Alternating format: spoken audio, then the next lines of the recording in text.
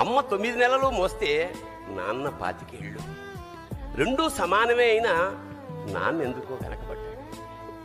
ఇంట్లో జీతం తీసుకోకుండా అమ్మ, తన జీతం అంతా ఇంటికే ఖర్చు పెడుతూ నాన్న, ఇద్దరి శ్రమ సమానమే అయినా అమ్మ కంటే నాన్న ఎందుకో వెనకబడ్డాడు.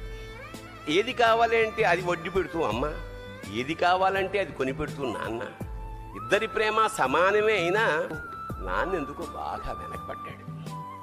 ఫోన్లోనూ అమ్మ పేరే, దెబ్బ తగిలినప్పుడు అమ్మా అని పిలవడే, అవసరం వచ్చినప్పుడు తప్ప మిగతా అప్పుడు గుర్తురానందుకు నాన్న ఎప్పుడైనా బాధపడ్డా? అమ్మకి అన్నో కొన్నో బంగారు నగలు, నాన్నకి బంగారు అంచున్న పట్టు పంచి ఒకటి. నాన్న ఇలా వెనకబడిపోవడానికి కారణం ఆయన మా అందరికీ వెన్నెముక కావడమే. వెన్నెముక వెనక ఉండబట్టే కదా దన్నుగా నిలబడగలుగుతున్నాం. ఇదేనేమో నాన్న వెనకబడిపోవడానికి కారణం.